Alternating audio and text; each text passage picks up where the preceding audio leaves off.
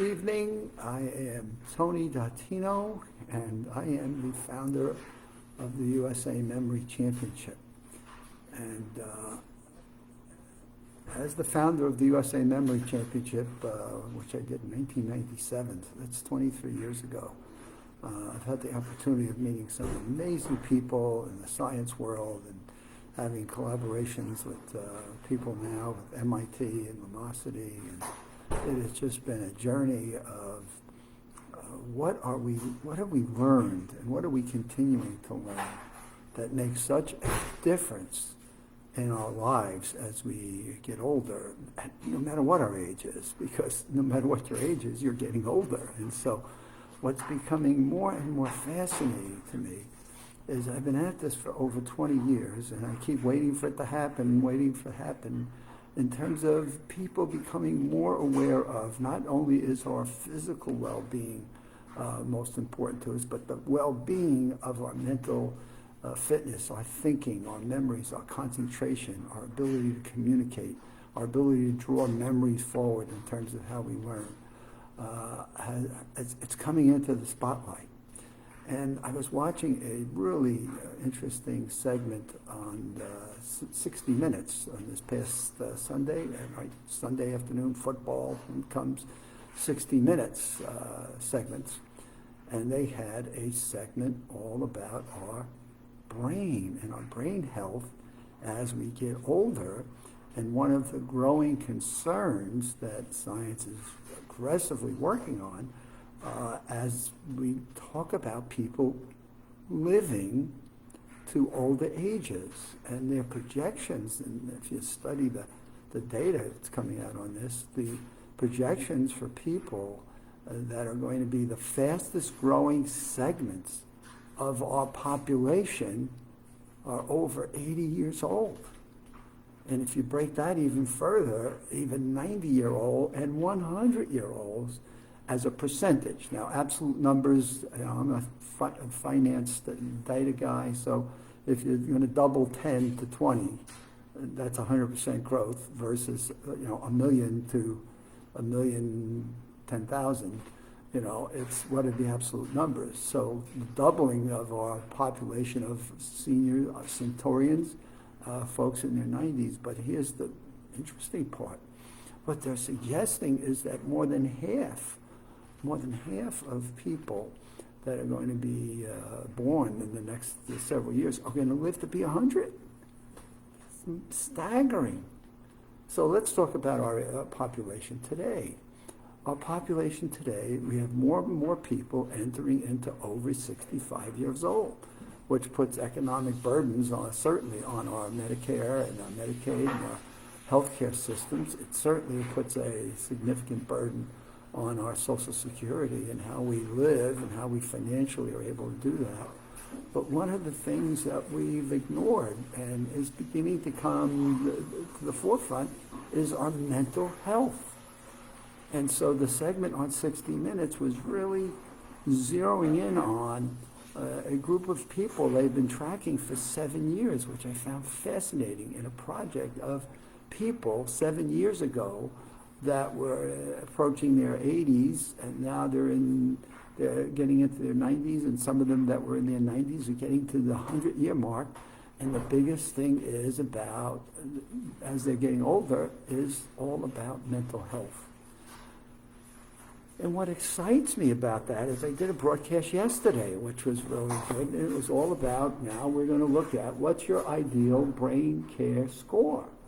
Right, and this was amazing because they're looking now in the science world of not only do we do our blood pressure and what our pulse is and what our weight is and what our HDLs and LDLs are, but how can we score our mental fitness, our mental abilities? So watching the 60 Minutes segment was interesting as they were talking with these various people and what their cognitive fitness tests were that they were giving them. And then I'm sitting here wondering now, can we not get a group of people at every age, and I say starting at school age, and begin to teach them things about their own memories and how they can build the skills around that? Because a lot of the science today that's focusing on brain health is talking about what are the elements that they're learning that we can begin to introduce into our lives that can make a difference. And so from one level, it's exciting. It's like, wow, I've been at this for over 25 years. And so it's great to say, man, some people say, man, you're a leading edge thought leader on this. And I'm like, being a leading edge thought leader on things sometimes, I'm not sure what the rewards are for that until we get to the point where more people begin to recognize this is stuff we should be doing. So I don't see any rewards in that in terms of the amount of work I've put into this over 25 years, but in my passion and belief that our brain health was going to have to become a high priority at some point. And I was hoping in my life, which is something I've always propelled on in terms of learning things I could do in my own life that can make a difference in terms of habits that I have that I practice every day. And I'm thrilled to be able to say, I've been ahead of the curve on the exercising part of this. I've been doing it for years. I've been running and exercising and doing all kinds of good things for my health for more than 25 years. So I'm glad on that. I've learned over the last 25 years to be much more socially interactive, and so I feel pretty darn good about what I've been able to do there. But rarely have I had sleep issues except when I was in stress modes and some of the business issues that I was confronting with. So I feel pretty good about my sleep patterns, which are becoming more and more impactful in terms of brain health. And clearly, over the last 25 years, I've just taken on all new endeavors in terms of learning. So personally, I feel that in my learning and how do you create mental challenges that keep your brain engaged is certainly something that I feel like I've been on top of. So as the science world is learning these things, and I'm seeing more and more about it, and so here is this 60 Minutes piece talking about how they're looking at the different chemicals in the brains. And some of these people in the study group donated their brains to science, and they're looking at the different amyloids and the different things that they thought would be evident in their brains that indicated cognitive decline. In some cases were, in some cases weren't. And I always remember sitting down at a dinner with Tony Buzan, who was my mentor and got me so interested in this and became fascinated to be able to see when he came from London, and I'd pick him up at the airport and we'd go get together for business meetings and things, but I was always fascinated by something he had said, which was the more, you will see that the more we learn about our brain as science has made it its focal point, the more we'll begin to have questions and raise issues of things that we don't know. And so the more we know, let me think about it, the more we know and learn, the more we're going to find out we don't know. And here I was watching this 60 Minutes piece and realizing the more we're learning, the more we thought we knew, the more we expected certain chemicals and things of what we were going to see in terms of brain disorders as they were slicing and dicing brains in different brain science labs, the more questions they're having and the more issues they're raising to things they don't know. And what they thought sometimes isn't what's being proven in terms of what? What are the elements that a brain has or it doesn't have in it that distinguishes the disease of Alzheimer's dementia that show up?